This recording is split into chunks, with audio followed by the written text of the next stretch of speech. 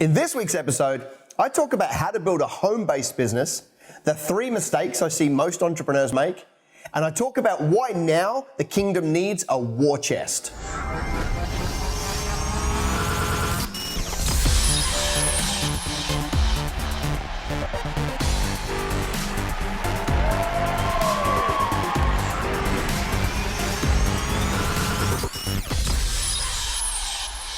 Hey, and welcome to episode 29 of Business Greenhouse TV. Great to be back with you. Got a solid episode here. So we're going to get straight into it. No fluff, no talking, straight into the hard business questions. Michelle, what's our first question today? Annette Hearn asks, what are the differences between building a home-based business and a shopfront business, if any? Annette Hearn, big shout out to you. Firstly, kudos for going into business. That home-based business, stage is to be celebrated. I love it when people go into business and start. It's almost like they've taken over their destiny. They're like, I don't want to work for somebody else. I'm going to go and create my own ideal life. So well done to you. There are some differences to building a home-based business versus a traditional one. But I guess the thing that I really wanted to get through to you is you have to treat them the same. So yes, they're in a different premises, but one's not less important. It's just a different stage in the cycle. See, the trap is a lot of people that start a home-based business think that they have, something on their side that's going to make it easier. The only thing you don't have is a rent bill. That's the only thing you don't have. Okay, so you've got to treat it with the same. It requires the same amount of ramping it up, the same amount of focus, the same amount of diligence as a traditional business. You still got to do all of the marketing, still got to learn how to sell, still got to be good with people, still got to do your accounts and collect money on time. That bit doesn't change. Okay, you don't need massive HR policies probably because you're not big enough to employ those, but you're going to at some stage. The trap, though, that I think, the big difference I see is that people are at home. So obviously, they visit the fridge more often than they probably should. For the mums out there, they catch themselves just doing the washing and putting on tonight's dinner at a time when, to grow a business now requires focus and dedication and being intentional. So if you're doing the washing and doing the thing and putting on tonight's roast, you're not diligently building a business. You're building a hobby. And that's the trap. I see, this home-based business world is very hobby-based. And that concerns me because I think to build a business now, it does require that absolute intentional focus, just like a business anywhere else, just like a shop front does. A home-based business should not be treated differently. It just needs to be treated with the same intentionality, but obviously you're saving on rent, which is a really good thing in that early stage. But there are pitfalls. One of the things that I did with one of my clients a long time ago for a bit of fun was this was actually the wife was doing the home-based business, always getting dragged out to look after the kids or drop this person here or get the dog food or whatever. And so she admitted, I'm just not giving it a full 8-9 hours a day. So we agreed that she would put a lock on the outside of the study door. And the husband locked her in and had to knock on the door during the day, asked to come out to use a bathroom. She took a lunchbox in the room with her, so that was lunch. And we did that for about 21 days before that became her new discipline, a new standard. And she really appreciated that because it made her sit there and just get the work out and grow the business. So I reckon, it's a great stage to go through, and it's a real blessing if you can have that stage where you operate from home. Don't stay there too long. You want to build it to the point where you get out and you build a traditional business, I believe, but treat it seriously. It's not less, it's not worse. In fact, in many ways, it's better. But you've got to give it the same passion and zeal and do the same amount of work as you would anywhere else. That's where I see it falling down for most people, okay? Get in there, smash out a solid 8 to 9 hours, do your work, make every minute count, and then it'll be a great stage because you've saved the money. You can throw that money that you saved into marketing and scale the business up really quickly. But it's going to take dedication and it's going to take discipline. Don't treat it differently. Treat it the same. Put it in, do the work, and it'll be a great stage for you to go through. Solid question. Michelle, what's question number 2? Pete Pilt asks, what are the top 3 mistakes that people in business make that causes them to fail or be mediocre? Peter Pilt, let me give you a shout out, running Global Care, the outreach arm of INC, the movement, doing a wonderful job. Thanks for your question. All right, so the biggest 3 mistakes, I could spend I could do a 2-hour show on the top 5% of mistakes. I mean, there's plenty out there. Number one is always going to be the one that I rant on about, and that is marketing. People are not doing enough marketing. You've got to get your 10 strategies. You've got to build 10 ways to have leads coming in your business. AdWords, Facebook, newsletters, Google articles, like joint ventures, partnerships, Dropbox, whatever. Like there's no limit to the amount of marketing ways to promote a business and to grow it. Okay. But people aren't building. You've got to get to at least 10 strategies working simultaneously. Okay.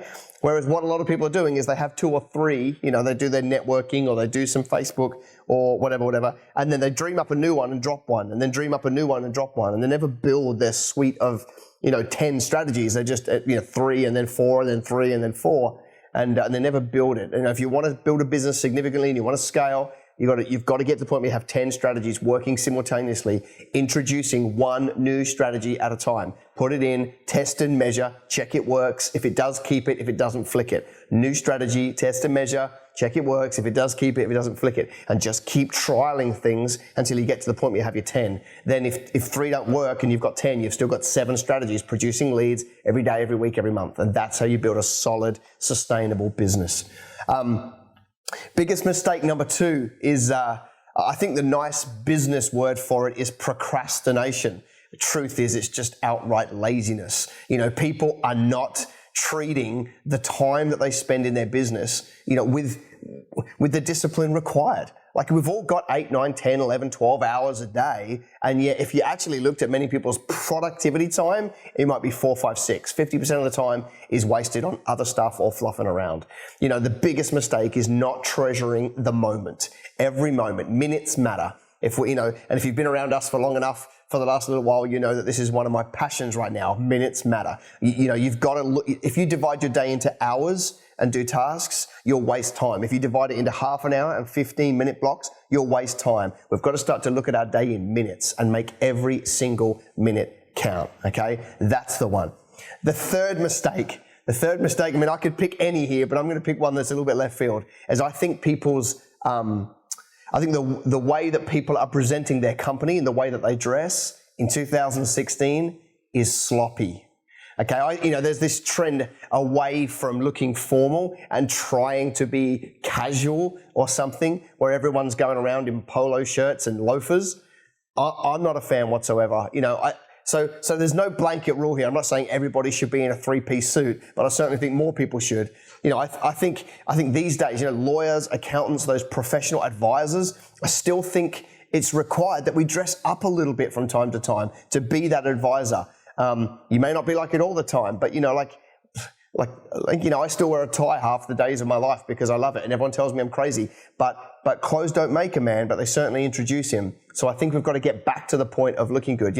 I see so many mortgage brokers out there who are walking around in polo shirts and shorts and stuff, and I think that's okay if you've built a brand that way, and I still don't even really think it's okay. But I think people aren't taken as seriously with that. And I know that's not cool, and that's not the cool trend of, everyone walks around in their Nike kicks and their new clothes. I know that that's the trend, but, one of the things that I live my life by is observe the masses and do the opposite. So if everybody's going that way, what a great way to stand out. Go back the other way and be a bit more formal.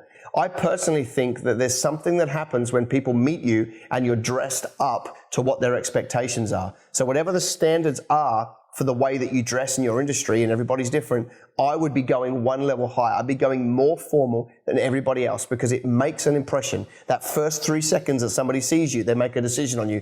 You can always dress down, but you can never, ever, ever dress up after you've met them. So I think the first thing that people should do is consider, what's the standard for my industry? How do I portray a more professional image than everybody else? And you will by default get the respect that the other people didn't. Pete, fantastic question. Appreciate it. Word of the week. So this week, I want to take us to a guy that I would love to meet. Can't wait to one day. His name is Joshua. Okay. So I want to go to Joshua 6:18. So just to give you a little bit of a heads up on where we are here, this is in the Old Testament. So Joshua's taken over from Moses. They have gone through the river. They're at the other side and they're about to take out Jericho, okay? And there's a couple of things in here that I want to pick up. I'm not necessarily going to talk about the Battle of Jericho, although that's interesting. I want to talk about some of the things that God said about how to handle the plunder that they are going to take from Jericho and how do we apply that in today's modern place. So here we go. Joshua 6:18. So after he's told him how to do it, so, go into Jericho, march around, trumpet, shout, the walls will fall, go in, kill everybody, burn it down, then you're good. He says this, but keep away from the devoted things so that you will not bring about your own destruction by taking any of them. Otherwise, you will make the camp of Israel liable to destruction and bring trouble on it. All the silver and gold and the articles of bronze and iron are sacred to the Lord and must go into his treasury. So here we go. So we've got this brand new, we've got this brand new movement. We've got the Constitution given. We've gone through the wilderness. We're about to go to the promised land to establish Israel in the promised land. And whenever God establishes something, he needs a treasury, or, I like to call it a war chest. He needs a war chest of money, articles, wealth to go and establish that in the new country. So then it goes on to say when the trumpet sounded and all that sort of stuff. And then down a little bit further at 6:24, it says they burned the whole city and everything in it, but they put the silver and gold and the articles of bronze and iron into the treasury. So they did it. So the first time that I read you back in 18, that was God reminding them again, saying, hey, listen, you guys are going to come across a whole bunch of wealth. It's mine. It's to create, this treasury, this war chest, so that we can carry out what we need to do when we go to Canaan. And they did exactly that. Now, fast forward a little bit, we've got Achan. Achan, if you remember, took some of the sparkly bits, put it inside his back pocket. God knew about it. And he said, destruction's going to come on you. And so Achan took some stuff. Joshua doesn't know about it. Joshua goes to battle and they get taken out in the Battle of Ai. So because, God said, I want the treasury. This is devoured money. The first fruits come to me.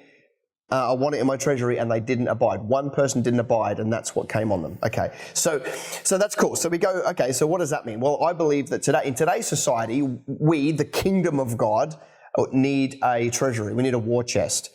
And now, some people might be thinking, yeah, but that's old covenant curses. They were all paid for. Let me remind you, when Jesus was born, 3 wise men, or maybe more, we don't really know how many, wise men, catch that, came and gave gold, frankincense, and myrrh to Jesus at his birth, which was essentially the war chest, the treasury to keep it going. No, you don't think Jesus had money? He had a treasurer.